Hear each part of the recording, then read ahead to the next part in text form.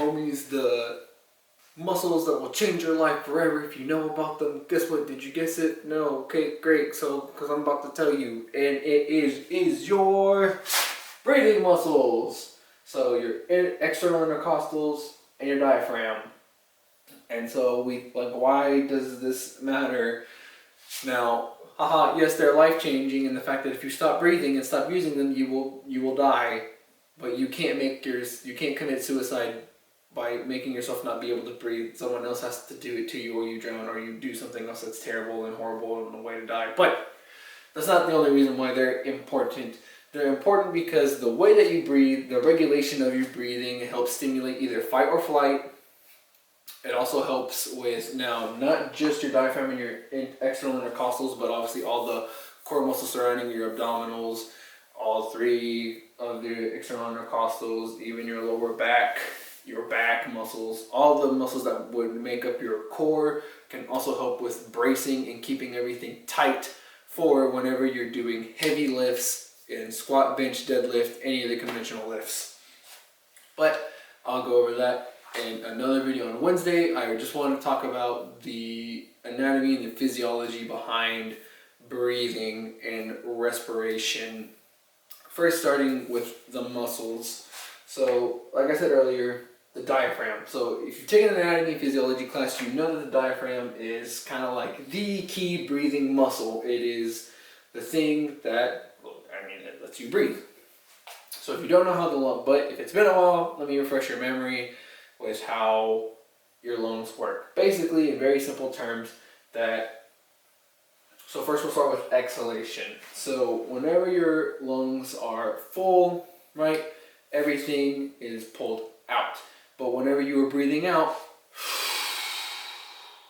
and you've ever watched yourself, right, you notice that everything kind of like squeezes down. Your diaphragm is pushing your lungs up to sort of, quote unquote, like squeeze the air out of them. Also with your external intercostals, they also come down, right? So I'm going to exaggerate this a little bit. When you breathe out, you see how everything kind of pulls down and squeezes down. Your stomach lift, you have that stomach lift up a little bit just because it's your diaphragm pushing those lungs and squeezing them down to get the air out of your lungs. All right, now when we look at inhalation, right? When you inhale, your external intercostals are gently pulling your ribs away. So they're not obviously ripping them apart, you're not feeling any pain, but they're gently just expanding your rib cage to allow for air to fill in, and your diaphragm pulls down. Now, because your body is a vacuum, if you didn't know, so this goes more into physics and stuff, but so your oxygen is, I believe, the outside is a high pressure environment. Alright, I guess this is just CO2. It's a high pressure environment. So your lungs will be filled with something whenever this diaphragm pulls down and it tries to expand. When it expands, guess what? It's going to be sucking in all that oxygen, and the oxygen is going to go into your lungs. Alright, and then whenever you breathe out, you push, everything gets converted into CO2, whatever, you push everything back out against the gradient, you push carbon dioxide back out into the environment.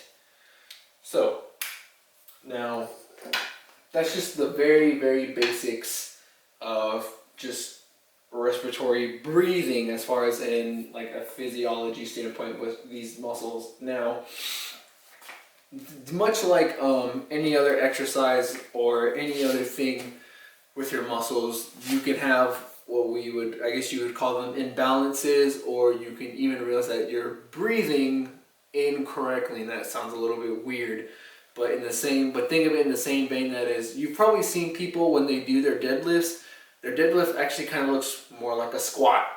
And in the same vein where you might see somebody squat, but it kind of looks like a deadlift with how heavy they're hinging at their hips. It's the same thing kind of with your breathing patterns. Now, for those and most people who are highly stressed out, you notice, and when we say they carry like a lot of stress in their upper body, is because their breathing is very, very shallow. So they're kind of like,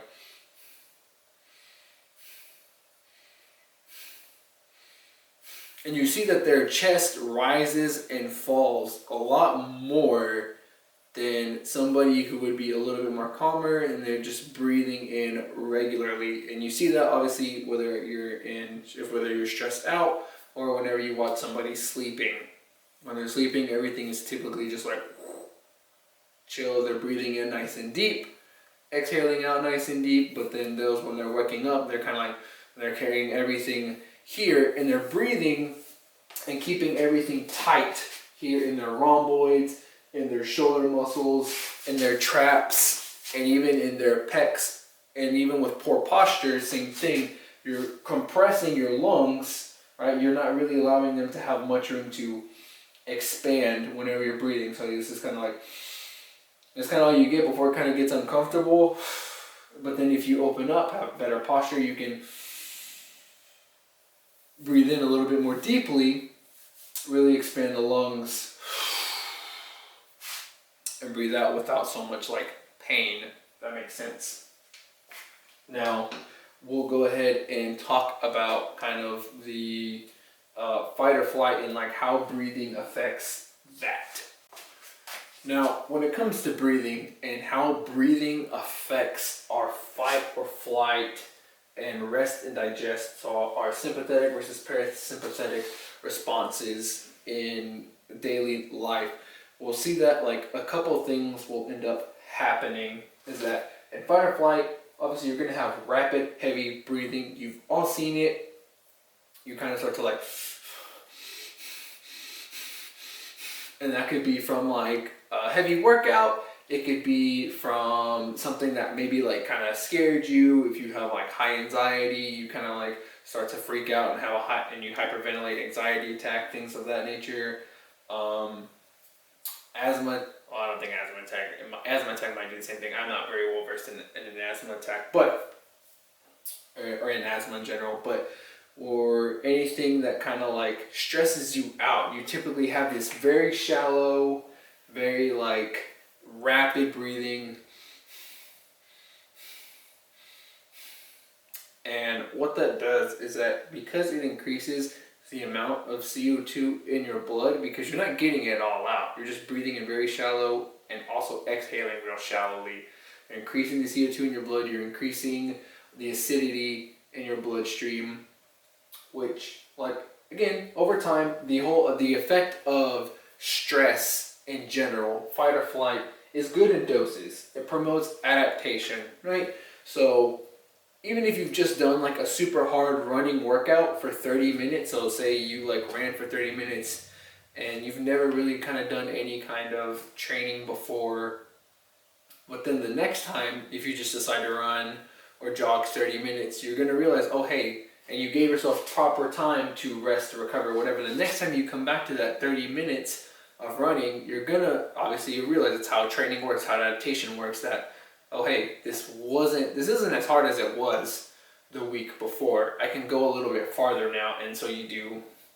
Alright, so we all know that. You know that this is technically, it's good in doses, promotes adaptation, it's what like keeps getting us better, and that goes with any sport, any skill, anything. But if we continuously stay in this state of fight or flight, prolonged exposure, it leads to decreases in performance, both mental and physical performance. So I don't care how like heavy and how like, oh, how gung-ho and how shonen stupid anime you want to be. If you keep doing a shonen anime, like, oh, I'm always going to push no matter how hard because I believe in myself. Like, no, you're just going to burn yourself into the ground. You're not an anime character. Chill out. Like, you need time. You're a human. Get over it. You need time to rest and digest yourself. Rest and digest yourself. You need time to chill out so your body can rebuild the adaptations and make you stronger, so the next time you come back in, you can be the anime character you've always wanted to be.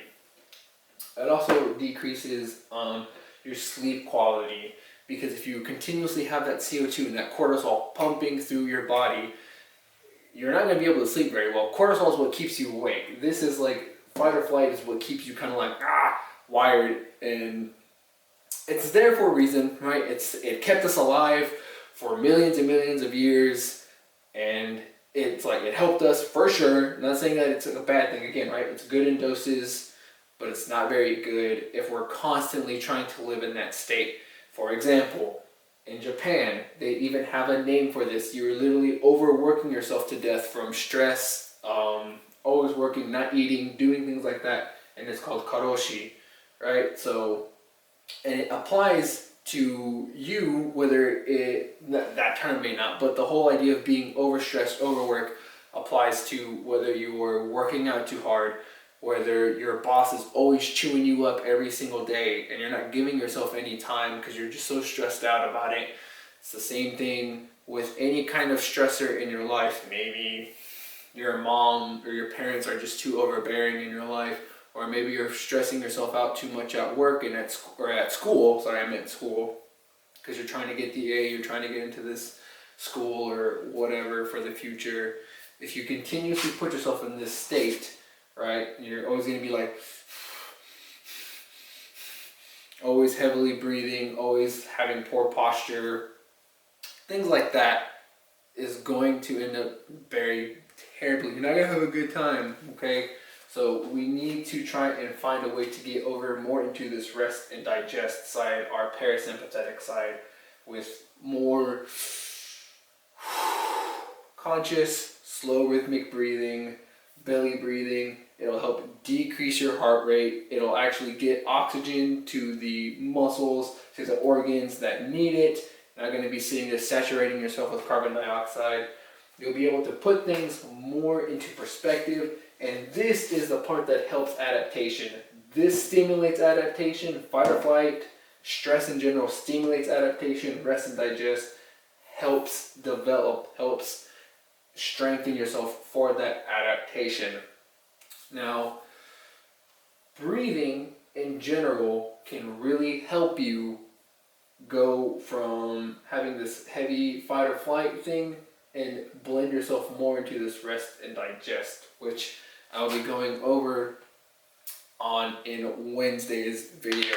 So I hope that you learned something today. I hope that maybe we can control yourself just a little bit, control ourselves just a little bit more, and that we're not always trying to live in this fight or flight reflex state of mind all the time, especially with how stressful everything becomes as you get older as an adult, with responsibilities, work, money, so on and so forth. Stopped tricking. Please like, subscribe if you have any ideas or comments about this in general, with breathing, with the responses that your nervous system does. Please, I'd like to know about it, or your own personal stories concerning breathing. So yes, hope you'll have a good week, and I will see you on the next video. Peace.